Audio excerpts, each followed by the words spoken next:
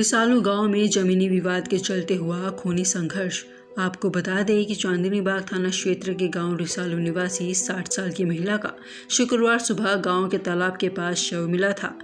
महिला गुरुवार रात से लापता थी। ग्रामीणों ने महिला की पहचान कर उनकी बेटी को जानकारी दी। ये मेरे सगे जीजा जी है जी, बड़े जीजा जी है मेरे, और धोखे से मेरा भाई फंसा के और क्या कहते हैं मेरी माँ को मरवा दिया। ये बोला है मेरे मम्मी को बोलेगा बुढ़ी चल थाने में चल, दरखास्त देगा नहीं है कि जाट जिसने हमारे साथ धोखा करा।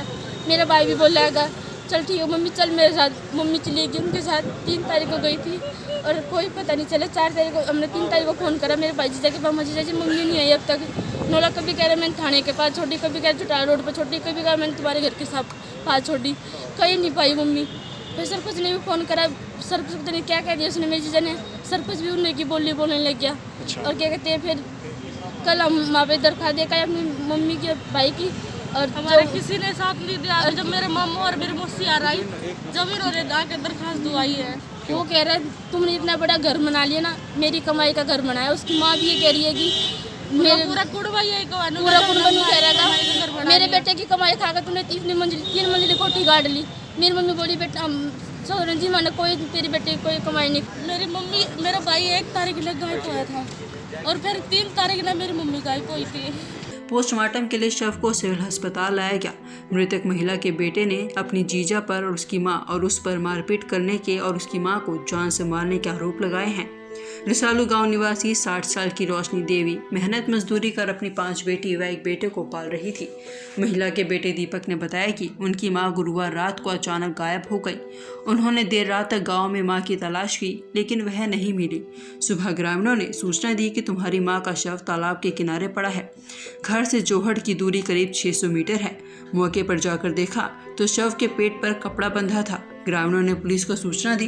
पुलिस ने ग्रामीणों की मदद से शव को पोस्टमार्टम के लिए सिविल अस्पताल भिजवाया। मेरे को पहले जी मेरे को मारा पीटा, मैं बोला मैं तेरी माँ को बैठा के लेके आऊँगा, सब जो कुछ हो गया। हाँ मेरी माँ अपनी माता ने बोली है कि वो जाट के तरीके धोखाधड़ी करी ना, तो उस पर कंप्लेंट कर लिया।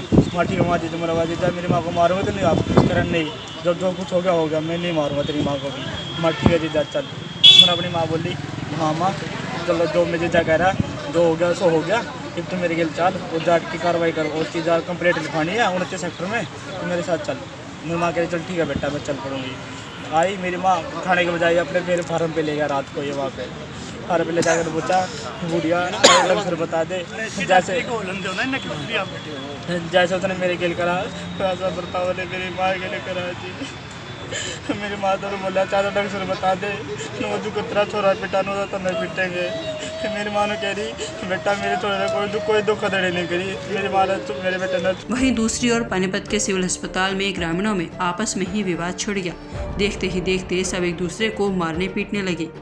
वहीं इस मामले को लेकर एसएचओ ने मीडिया को क्या जानकारी दी है भी आप जरा गौर से सुनिएगा। मेरे को सूचना मिली थी कि महिला की डेड बॉडी तालाब में है रिसालू गाँव में। मैं वहाँ पे गया था तो इसके लड़के को और उसको बुलाया था। लड़के ने अपने बयान दिए थे कि इस तरह ये बात है, मैं यहाँ पे छोड़ के चले गया था अपने जीजा के साथ और मेरे को कोई शक शुबहात नहीं। उसके बाद यहाँ पे आ गए तो हमने चौथर की कार्रवाई करने के लिए जाते हैं। तो अब मैं यहाँ पे पहुँचा हूँ तो इन्होंने बताया कि दीदी उसको मेरे को भी पीटा गया था और मेरे को माँ को मारा, मेरी माँ को भी पिटाई की गई थी। लेकिन ये 1 तारीख को जाते हैं और 1 तारीख के बाद 3 तारीख को वापस आते हैं। 3 तारीख में फिर यहाँ पे चले जाते हैं इसकी माँ को छोड़ करके यहाँ पे। 3 तारीख के बाद कल ये हमारे पास आए थे तो हमने बता दिया, उनसे बात की भी आपके माँ ये कहने लगे कि जी मेरी माँ को और मेरे भाई को ले गए इसकी बहन।